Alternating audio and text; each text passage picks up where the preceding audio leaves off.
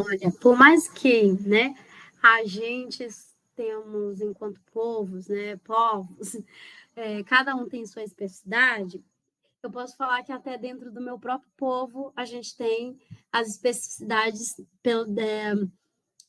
do ser tupinambá por comunidade, porque a gente está ali, né, a organização social construída na aldeia-mãe é totalmente diferente da organização social dos Tupinambá, né, das serras, das 3 serras que tem aqui no território, que é diferente também do peão da aldeia, que é a comunidade de Santana, ali naquela região, que é totalmente diferente e que a gente consegue ver essas especificidades até mesmo no puxar junto um toré. Porque quando a gente puxa um toré, a gente já sabe que aquele ali é da comunidade, entendeu? Tal. A gente já sabe que é da comunidade tal.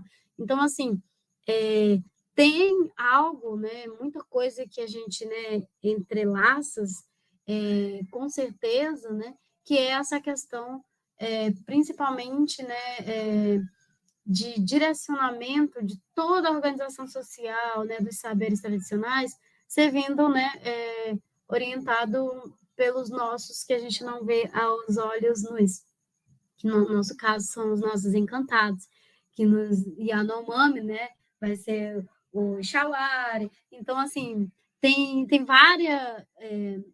várias formas do falar em relação à questão, né, dos nossos protetores, né?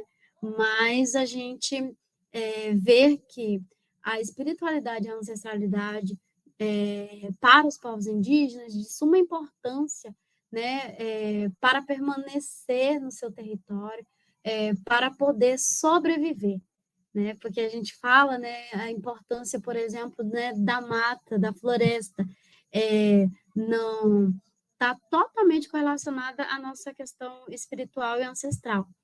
Porque se a gente, né, faz esse desmatamento do nosso território, a gente também não está só destruindo as árvores, a gente está destruindo, né, os nossos seres de luz.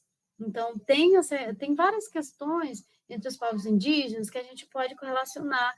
Lógico que tem algumas especificidades, por exemplo, dos rituais, né? Cada povo tem a sua forma de fazer seu ritual, cada povo tem uma forma diferente de chamar os seus, né? De interpretar, cocares diferentes, mas nem todo povo também usa cocar. Então, assim, tem essas questões, né? De diversidades, né? E de especificidades entre os povos, mas tem essa questão que nos liga muito. E por que foi construído o movimento indígena? Né?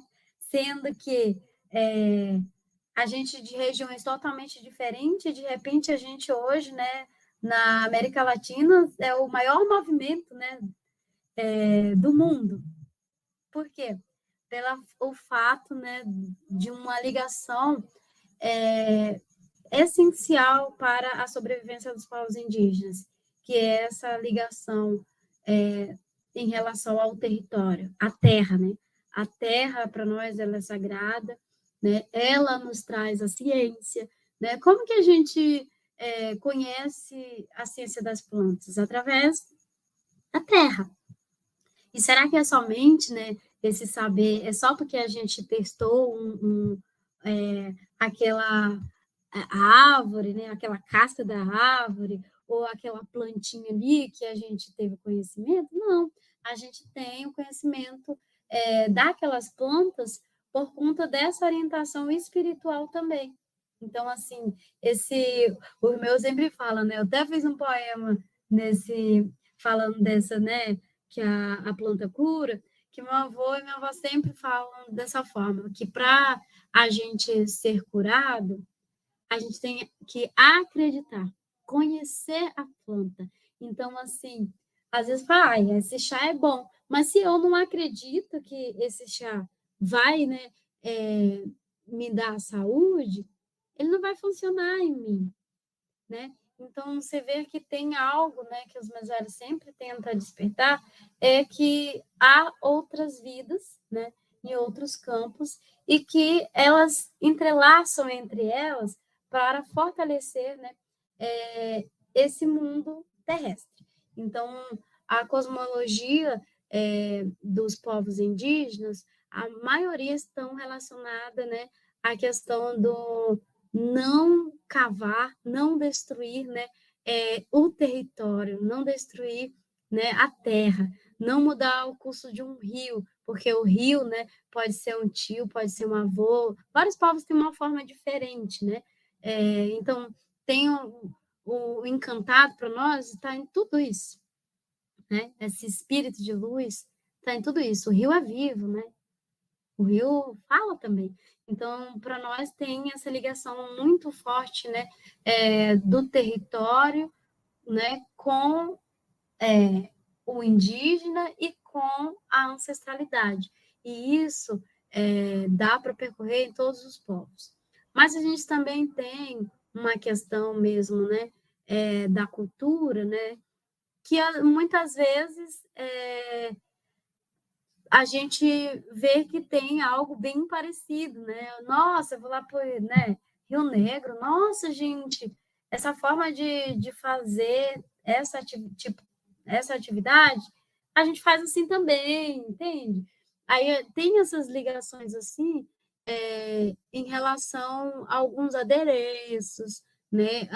Algumas formas também de rituais, tem alguns, sim, né? Isso a gente não pode falar, porque, por exemplo, pancararé, pancararu são do mesmo troncos e, né, ali o ritual deles, se a gente for em um e outro, a gente, nos nossos olhos, né?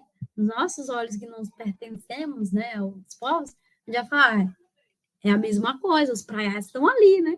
Então, assim, tem muito isso, né? A gente, como tem muita proximidade com os pataxós e os pataxó-Rãs, e a reserva Caramuru também, né? É território tupinambá, né? Na verdade, é território tupinambá, essa região aqui é território tupinambá, tanto que a gente tem, né, uma família, a família Muniz, né? Do cacique Nailton, né? De Maiá, né? De Nega, né? Que foi de forma muito violenta, né? Enfim, né? Perdeu ali, né? Ancestralizou uma forma muito violenta que chocou todos nós e que pela nossa ligação também, né? A nossa cacique tinha sonhado, né? Não, algumas lideranças nossas iam para Brasília. E aí, justamente nesse domingo, né? Que aconteceu, né? Essa tragédia. E a cacique tinha visto tudo isso, né? Mas achou que seria com as lideranças que iam para Brasília. Então, essas lideranças não foram, as 4 lideranças não foram para Brasília por conta desse sonho que a cacique teve.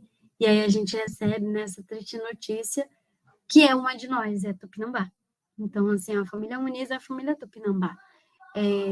A gente tem aqui, né, ainda no território do Tupinambá de Olivença, a gente ainda tem a família Muniz, né?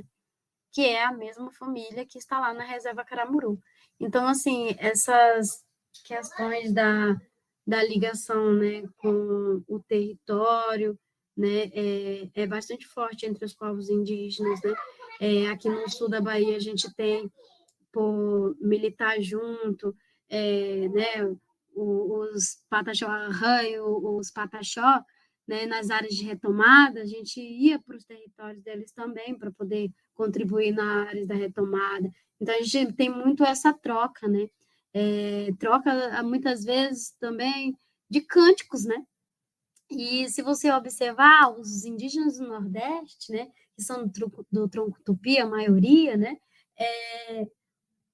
eles, se a gente fizer um ritual ali, né, um toré, você vai ver praticamente o mesmo cântico, né, às vezes cantando com frases diferentes, né, mas a gente percebe que é o mesmo cântico. E isso tudo é, né, da questão mesmo espiritual, que é a questão que é muito forte, né, no Nordeste, a Jurema, por exemplo. A gente canta para Jurema, né? E a gente não bebe a Jurema aqui, por exemplo. mas a gente canta para Jurema. Então, essa questão aí, né, também dessas conexões no mundo espiritual que une os povos, né? E o movimento indígena, voltando que eu queria falar, o porquê, né, da gente ter esse movimento, né,